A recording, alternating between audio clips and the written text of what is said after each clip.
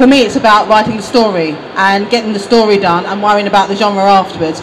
And I like to kind of cross genres and so forth, and so I think to think of, oh, this is a particular, in this genre or that genre, is actually limiting yourself. So for me it's about the story and getting the story I want told written. Hey, what can I mean, I don't know about genre, because genre can also be a magnificent creative challenge. I mean, to engage with, China Miéville calls it engaging with the protocols, and I like that kind of idea that, okay, here is a genre, and can I engage with them, and can I subvert them, can I make them mine? So I mean, I think both ways are valid approaches to writing. Obviously I don't want to, and genres exist for a reason maybe, but not for us. So we have this situation with dystopias that are very, very popular. The eventual outcome of a dystopia, if you sort of look at the root of the word, would be that the world will be turned into something resembling a utopia. You know, that's the general hope. But we don't see any utopian fiction. Not really. Why do you think that is? Because it's boring. Yeah, I mean, there are, how many books do you know set in heaven? And how many comic books are set in hell versus being set in heaven?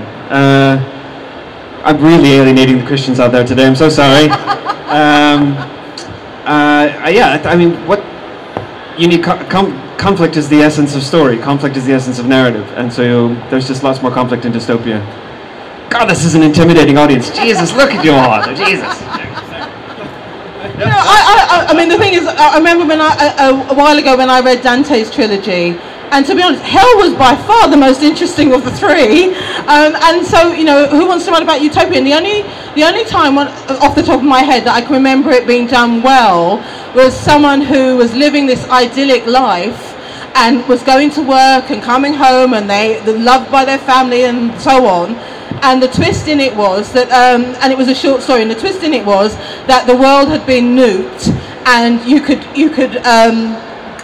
can place something on your head which would take you back in time, but it would wipe years off your life. So this utopian thing was a memory, and he was just thinking about life as it was compared to how it was for him and in that moment. And it was a very clever twist in the story, and that's the only time I've seen this whole utopian thing presented, and the twist being that it's our everyday lives, because hang on to that, because it could be a damn sight worse, you know, and that was the idea of it. But utopian would be, writing about that would be really boring unless it had a good twist to it, I think.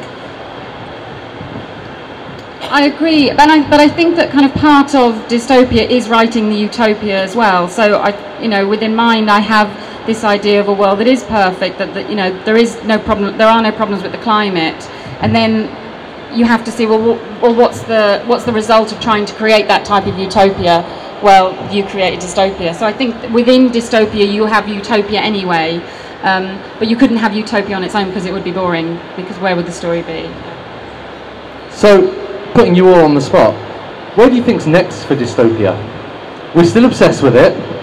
So many things have been covered. Do you think there's any interesting topics in dystopias that haven't been covered, you know, without giving away any of your secrets for future novels or things that you might actually want to make a living out of? Well, I mentioned Operation U-Tree, and I think that... Oh God, good luck pitching the Operation U-Tree dystopia to a wise publisher. Wow. Yeah, I know, and I think, I mean, how could you pitch that to a publisher, really? But I think that I think we've done everything as grim as it could be. I think that's the most grim thing that you could probably conceive of. I think Jeanette Winterson sort of did it with the Stone Gods, looking at how technology and information can make us sort of distorted and whatever. But I think that's probably as far as you could go, and I don't know anyone that would have the courage to do it, or how you could do it and there could be a message from it that would be positive. I don't know, I feel like I've read every dystopia that there is to read, but maybe not. Maybe you're right. No. I mean, I feel subconscious that I keep saying the names of my books. I feel really G.P. Taylor about that. All available in good bookshops now. Yeah. But for more than this, I was really thinking about using dystopia for a different reason. Using dystopia for a different metaphor. For because the first of the book is, you know, where are we? The second part of the book is, here is your dystopic answer. Here is the explanation for why the world is like this. And then I wanted to push it further, which is the third part of the book, which is, are you sure? Are you sure that this is acceptable? Or have you not just trapped yourself in a story that answers your questions but also limits you? And so I think that there are always ways to push any story and to look at it differently. I mean, the thing I always like to say is that a book is not a song. A book is the performance of a song. So pick a good song, but people are paying to hear how you perform it rather than what the song itself actually is, I think. So I think there are always ways to really try to find new wrinkles, to try new ways to look at it. Yeah, I would absolutely agree with that, and I think for me it's about again not trying to write a dystopian novel or story, but coming up with an idea that then lends itself to being called a dystopian fiction. But you know, ideas like sort of what the future is going to be like, and setting something maybe 500 years in the future, and kind of analysing that and thinking about, well, how we might live then or something, and are things going to be better or worse? Is it going to be the Star Trek future, or is it going to be the alien future? That sort of thing, and that sort of thing interests me, so maybe kind of something along those lines. But I would never sit down and think, oh well, I'm going to write a dystopian thing. It's just if the story really grabs me. Awesome. Well, thanks very much, guys. I'd like to open it up to questions now, because I'm sure we have an enormous amount of questions from this lovely, very intimidatingly large crowd. So we're going to pass the microphone over. Would anyone like to come up with the question? Sarah Mallory, this is for you. You've both written novels in verse. Can you hear me? Sarah Mallory, you've both written novels in verse. Could you have written Breathe and Noughts and Crosses in the same way? I don't think I could have written Noughts and Crosses in that same way. I mean, Cloudbusting was in verse, and I loved doing it. But that whole book was about being different and not being afraid to be different, and so I wanted to tell it in a different way. And I tried writing it as prose, and it just didn't work. And then I thought, actually, if I write this as narrative verse, that actually is also about a different way of telling the story. So it lent itself to that. I think for Noughts and Crosses, it wouldn't have. But that said, I've seen young adult fiction that's been written in that form, like Making Lemonade, and Sharon Creature's written Love That Dog, etc. So there have been other ones. And Jacqueline Woodson has done some was it Locomotive, or one of her others was also written in verse. And I love that idea of telling a story in verse, but it has to lend itself to it. I wouldn't do it unless I felt I had a really good reason to do it. Yeah, I agree. The Weight of Water, the girl is kind of other. She sees herself as other, so writing in verse was completely appropriate. And I have tried to write novels in verse, but the voice just has to work, and voice is everything. And if the voice isn't speaking, then it's not speaking. So the novel I've just finished is also in verse, and I tried to write that in prose because it's quite a complicated topic. But actually the character wouldn't speak, and which sounds a bit magical and loony, but the character wouldn't speak, so I went back to verse. So I think it's about voice as well as having to do it in verse for another reason, because the character is other, or because the topic is a peculiar topic, or whatever it is. So I don't think I could have written Breathe in verse. I didn't even try. Thank you. Any more questions? It's for Patrick, actually. Sorry. Close to Matt. Sorry, thanks. It's for Patrick. Your next book, then, is that a dystopian, or is it an adult book, or what are you working on now? Was my next book dystopian or adult or teenager or whatever? I'm not going to tell you. I can say it's for teenagers, and that's all I'm going to say. And I turned it in. In fact, I turned in the final draft on Thursday night. So it'll come out next summer. So. It's a little bit funny. I hope it's funny. And also sad. It will make you cry. Any more questions? Hi, Liz. Hiya. There's been a lot of talk in the children's book world recently about books being dark for children, and I was wondering about your views on the need or not to end on a note of hope. Okay. My response to that is, oh God. No, of course not. Of course not. YA is huge. It has room for sad endings, it has room for happy endings, it has room for hopeful books, it has room for books that tell you that they understand that your life can feel hopeless. Of course, there's no requirement for writing a teenage book, in my opinion. Otherwise, you're writing a sermon, and who wants to read a sermon? So no, I think my position is always, if you don't address, all you have to do is read what teenagers write. All you have to do is write the short stories that teenagers write for class. I've judged a couple of competitions of teenage writers, and they write stuff that's way darker and much more hopeless than anything that we would ever be allowed to publish. So my position is always that if you don't address that, then you are abandoning a teenager to face that themselves. And I think that's the immoral choice, rather than false hope and fake hope. And I always think if I tell the truth about what's dark and what's difficult, then when I also tell the truth about what's good and trust and friendship and things that matter, then I'm more believed because I haven't lied. So that's my position on it. Yeah, I totally agree. I think you put it in a very nice way, and I think the reason that the conversation is being had is just because it was a YA. I think if we're talking about the book we're talking about, that it was because it was a YA book that people... You're talking about everything. Yeah, I think that if it was an adult book that ended in a kind of nihilistic way, we wouldn't even be having the discussion. So it's slightly patronising for teenagers and for young adult readers to say, well, actually, these are the things we shouldn't be talking about. This is the way a book shouldn't end. So I agree with Patrick. It has to be everything, or yeah, like that. It would be a sermon, yeah. Also, when I was, and again, fastest way to lose an audience full of teenagers is to start a sentence when I was a teenager. But when I was a teenager, you know, I read Pet Sematary. I did a book report for 8th grade English on Pet Sematary, and that ends with complete hopelessness. It ends great. It's a great ending. I loved it. But I could take it. I'm not weird. And I think actually for YA you're tapping into how young people feel. It feels pretty hopeless when you're young. I felt desperate when I was 15 to kind of 19. And if you're not talking about that, and if you're telling teenagers that the world is rosy, it doesn't represent the world that they live in. And I think it just is going to make them feel a whole lot crappier actually. So, yeah. Liz, what the hell?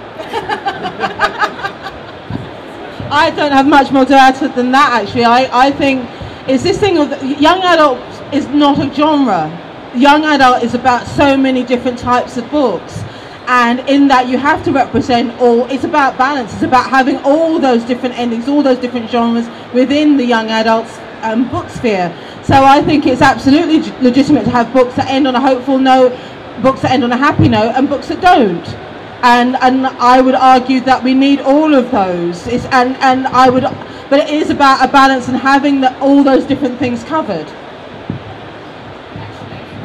And actually, you know, young people aren't stupid, and they buy the books they want to read. So if that's the kind of book they want to read, that's the kind of book they're going to buy. And it's the same for adult readers. There are certain genres that I might not be attracted to because that's just not what I want to read. I'm not interested in it.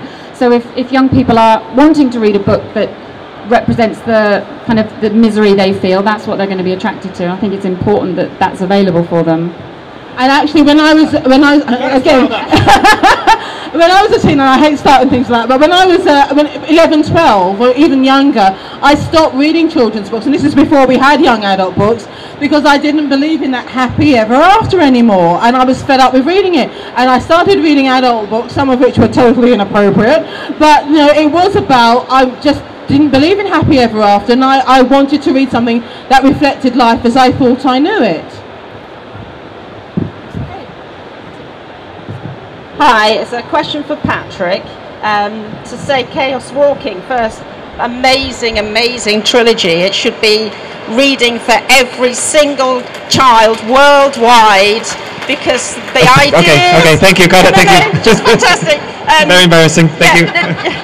Number one, where the spackle came from. Number two, just a bit of an explanation how you got the relationship between the humans and spackles so right. And three, are we going to see or hear of the spackle again? That's a lot of spackle questions. That's my thought about the spackle. My thought about the books was I I come from the northwest of the U.S., and which is there's a lot of interaction with Native American communities and Native American reservations where I grew up, and so on. And I've read a lot of Australian fiction, weirdly, and I thought it was just the question: if we went somewhere else to colonize, would we make the same mistakes? And I kind of thought, probably. And it was so that's really where it came from, and that kind of interaction. I don't know, I loved the Spackle. I loved that they weren't the stereotype aggressive, aggressors, but are trying to figure out this strange thing that's happened to them, and that's what I really liked about it. As for, again, I don't know. I mean, the trilogy is finished. They feature in one of the short stories, if you look up the short stories. But I don't know. I never say never, but that story is done. If there is another story in that world, then maybe I'll write it one day, but that story's finished. So. But thank you very much. Very kind. Thank you very much. Hello. Until quite recently, well, it seems recently to me, but I'm old, YA was sort of 14 and older. It seems to be getting younger and younger. Do you see sort of a bottom place where YA should start? I mean, at the moment it seems to be 11 or 12 and going down. But the thing about it is, children always want to read up. They're always interested in reading about children who are older than themselves.